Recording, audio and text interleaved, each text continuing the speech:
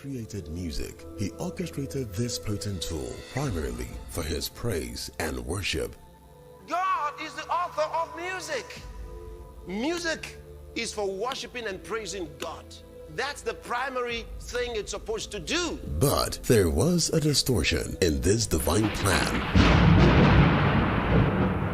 When the enemy said, "I will ascend above the heights of the clouds, I will be like the Most High." But he was cast down from heaven. Being a master of deception, he has stoutly distorted and corrupted the beautiful gift of music as he desperately leads many astray by deceptively instilling in the minds of the unsuspecting a culture of satanic worship through the use of symbolisms in music. One of the areas you must be very careful is in music. Symbolisms. Music. And I've warned, and you need to take this seriously. These symbolisms show up in imagery that lure many into worshiping occult practices, promote sexual perversion, and other immoral vices such as drug addiction and drunkenness. And in lyrics that blaspheme and glorify rebellion against God and His Word.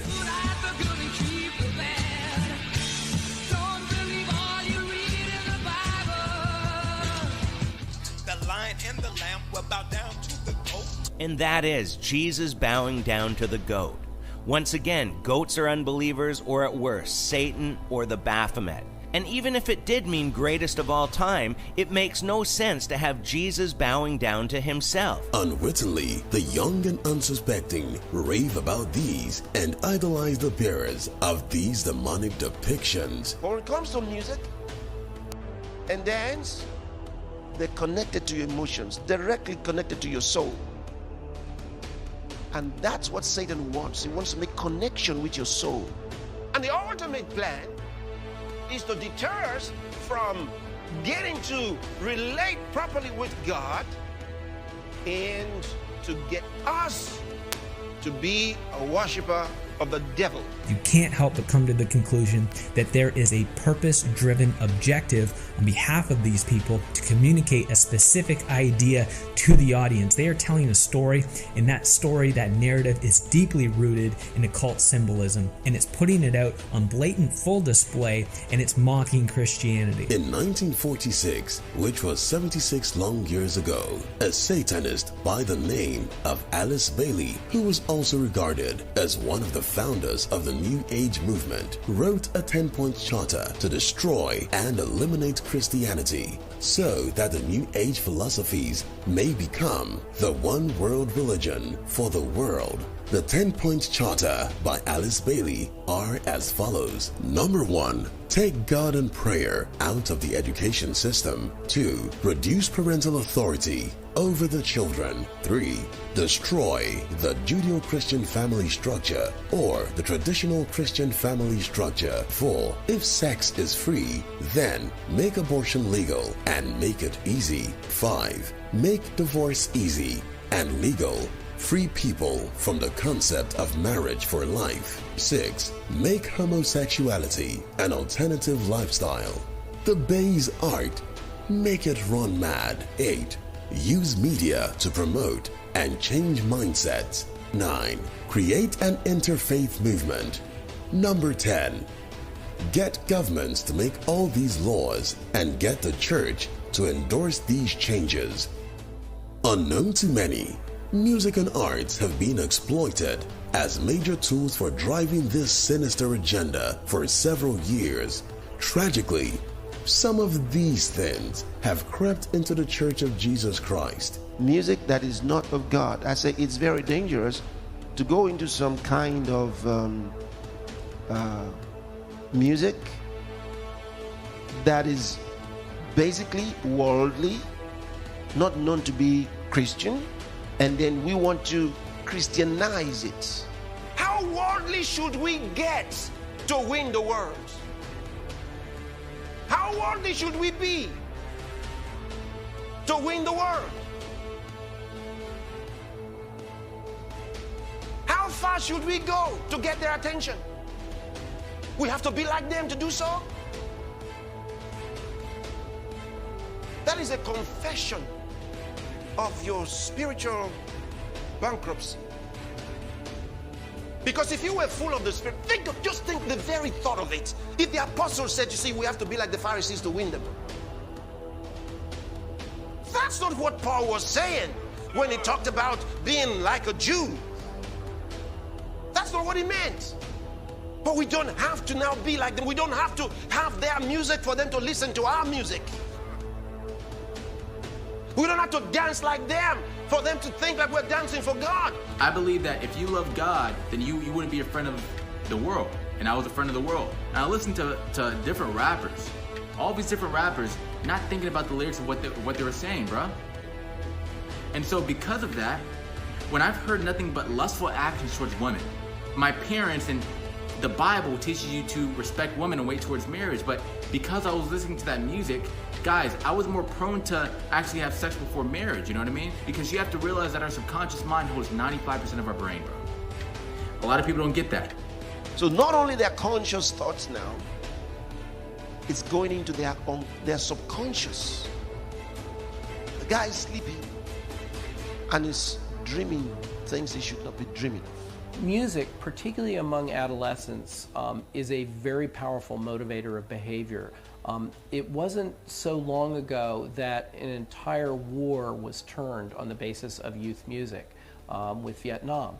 And music was really central to the counterculture and the culture that rose up and said, we're not going to take this anymore. I don't think we should underestimate the power of music, because music touches the limbic system, or the emotional system of our brain, which actually, though slower than other parts, can overwhelm all of the other parts. We can't expect a system to be put together that will perfectly protect us.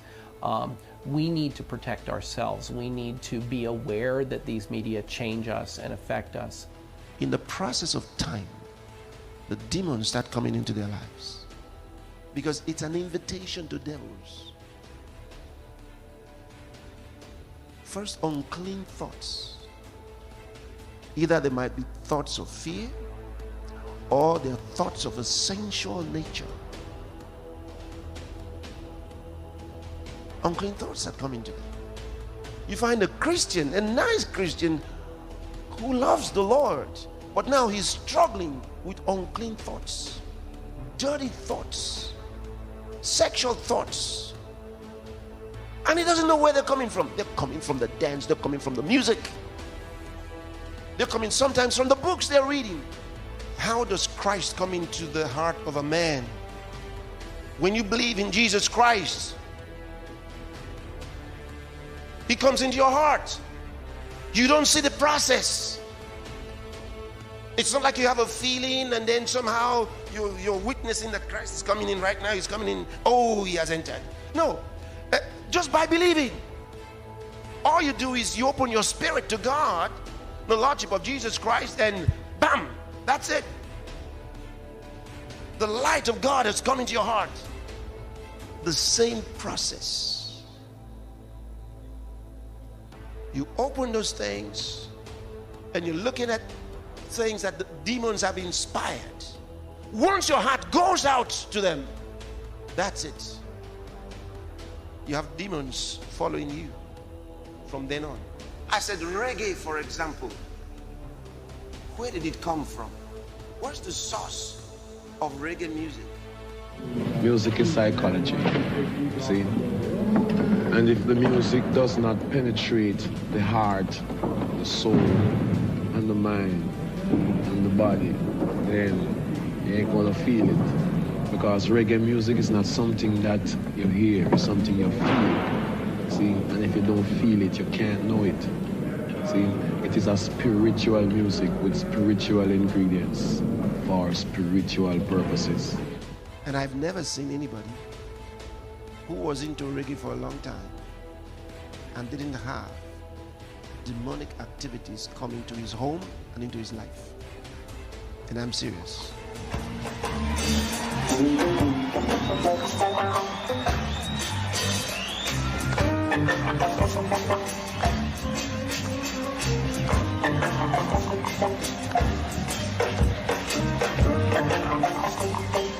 So don't deceive yourself. So, oh, well, God has called me into this. If God is calling you into something, it needs to be pure. It needs to be from God.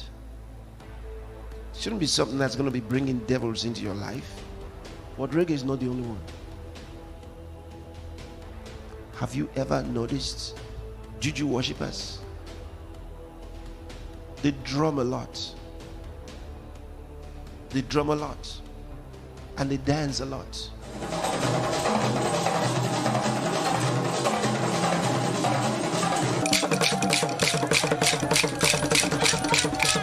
A lot of the dancing steps that people get from the world,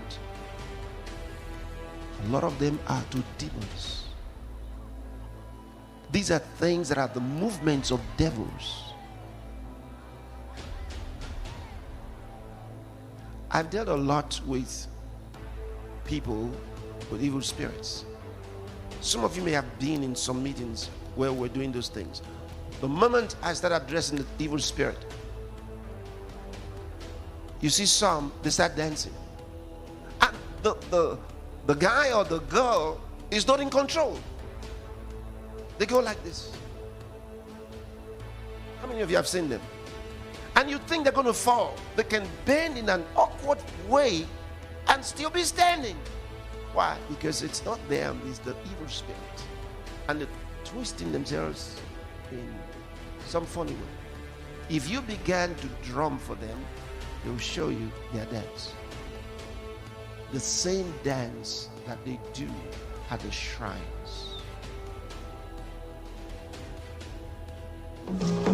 Music is a spiritual thing. You don't play with music. If you play with music, you will die young. You see, because when the higher forces give you the gift of music, musicianship, it must be well used. I get possessed by the spirits. I get possessed by the spirits.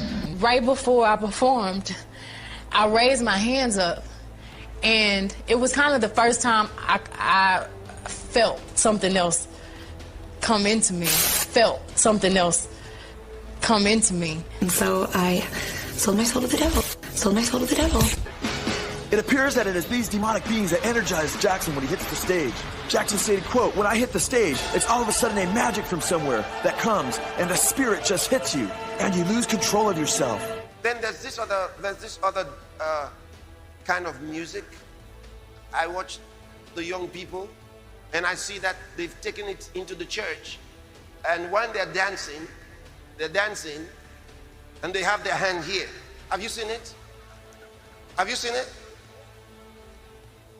Very stupid dance. Very stupid dance.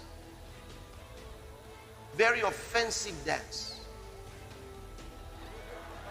And they've carried it from the world and brought it into church. The reason I'm telling you this is about symbolisms. There are dances that people have and they're doing them in churches, but these dances are demonic. They're inspired by demons. And they're being danced in churches by so-called musical leaders and music, whatever they call themselves. What's actually happening is these are offerings and libations that are being offered to Satan through symbolisms. And demons thrive on these offerings. You have to understand. You have to understand. Demons feed on worship. So desperate is the adversary in this quest that he also seeks to lure, deceive, and culture innocent children into offering satanic worship from an early age by infusing subliminal messages and symbolisms in music and films targeted at children. Satan's not an evil guy. He wants you to learn and question why. He wants you to have fun and be yourself. And by the way, there is no hell. Science is important, so we understand the world. Satan looks for truth. Let's help him, boys and girls. Satan's not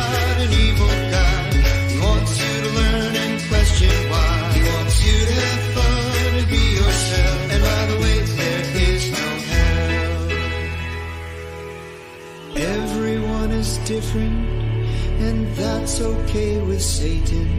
He'll always treat you equal, whether you're black, white, or gay.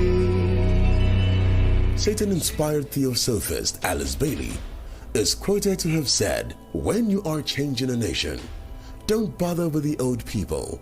They are too stuck in the old traditions. They will not change.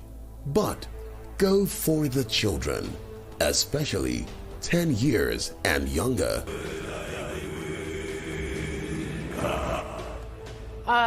Does this look wholesome to you? This video alone could freak out parents, but the Satanic Temple is trying to reach students by getting into elementary schools nationwide. The group says it's an alternative to a Christian-based after-school program. Denver 7's Mark Boyle's been looking into this, and Mark, they say it's a kid-friendly club. That's right. Hard to believe, but that's exactly what they preach here. And this is the parental permission slip that they're handing out so your kid can participate. Here's the After School Satan website. They even have a children's book dedicated to this. Now, they say there are some wholesome activities and lessons to be learned, but others believe it has no place around children. It could turn into one hellish extracurricular activity. That is, if the Satanic Temple has its way. We're not actually talking about Satan and Satanism because we have no interest in converting. It's just that in our religion, science and reason is what is the most valued. We do not believe in an actual devil. In our clubs, we do not do any sort of rituals or devil worshiping or any kind of like sacrificing of goats, all the scary things that are kind of made up in people's heads. We simply, where kids can be kids, where they can interact with other children. But there is obviously a lot of concern here. Some, like Liberty Counsel founder Matt Staver, say the club is nothing more than a bunch of atheists trying to fight back against Christian-based after-school programs. This particular so-called Satanist club is not wanting to be there to express a viewpoint. They're wanting to disrupt the process. I want to say that everybody's entitled to their beliefs. However, I feel like that's just a little odd. They already took, God out of schools, but now they're going to allow Satan in. It's just crazy. We're disconnecting Satan and his works from the nations, from the cities. We're disconnecting him. And he cannot proceed. He cannot proceed with his acts. He cannot proceed. Music is a reflection of the culture and ideals of a people. Little wonder the adversary seeks to culture the world with the ideals of darkness through symbolisms in music and arts. But while the church remains, we will culture the nations aright, filling the nations with the songs of our kingdom, that they may worship the one true God, who is the true author of music and Lord over all. Revelations chapter 11 verse 15 says, "The kingdoms of this world are become the kingdoms of our Lord and of his Christ, and he shall reign forever and ever."